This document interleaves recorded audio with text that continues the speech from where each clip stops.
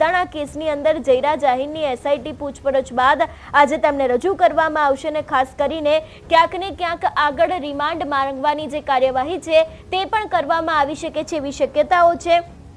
જે રીતે આપણે જોયું હતું કે ભાવનગરના બગદાણાના ચકચારી નવનીત બાલદિયાના કેસમાં એસઆઈટી દ્વારા ગઈકાલે માયાભાઈ આહિરના પુત્ર જયરાજ આહિરને ફરી પૂછપરછ માટે ભાવનગર રેન્જ આઈજીની ઓફિસ બોલાવવામાં આવ્યા હતા। પૂછપરછ બાદ આપણે જોયું હતું કે તેમની ધરપકડ કરવામાં આવી હતી ને હવે ત્યારબાદ એસઆઈટી ક્યાંક આજે તેમને રજૂ કરશે એવી વિગતો સામે આવી રહી છે। એસઆઈટીને જયરાજ આહિરની સંડોવણીના પુરાવા મળ્યા હોવાનું પણ ક્યાંક સામે આવ્યું હતું અને એસઆઈટી દ્વારા બગદાણાના નવનીત બાલદિયાને મારામારી કેસની અંદર જયરાજ આહિર વિરુદ્ધ પૂરતા પુરાવા મળી આવતા આપણે જોયું હતું કે તેમને ફરી એક વખત પૂછપરછ કરવામાં આવી હતી ને હવે ક્યાંક આ જ મામલે તેમને આજે રજૂ કરવામાં આવશે। મળતી માહિતી મુજબ લગભગ આજના બપોરના સમયે તેમને રજૂ કરવામાં આવી શકે છે એવી શક્યતાઓ છે અને તેની વધુ પૂછપરછ માટે ક્યાંક રિમાન્ડની માંગ પણ કરવામાં આવી શકે છે એવી પણ શક્યતાઓ અત્યારે હાલ પૂરતી જોવા મળી રહી છે। નવનીત બાલદિયાએ પહેલેથી જ જયરાજ આહિર ઉપર આરોપો લગાવ્યા હતા અને બગદાણા કેસમાં કામ ઝડપી બને એ માટે એસઆઈટીની રચના કરવામાં આવી હતી ને એસઆઈટીને તપાસમાં જયરાજ આહિર વિરુદ્ધ પુરાવા મળ્યા છે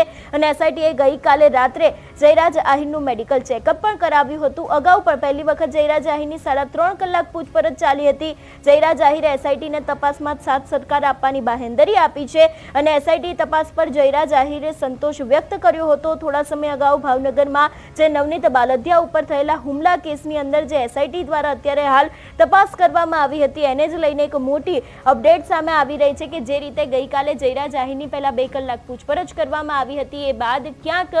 તેમની ધરપકડ કરવામાં આવી હતી, મેડિકલ પણ ક્યાંક પૂર્ણ કરવામાં આવ્યું હતું, પરંતુ હવે આજે જયરાજ આહિરને રજૂ કરવામાં આવશે એવી પણ વિગતો સામે આવી રહી છે।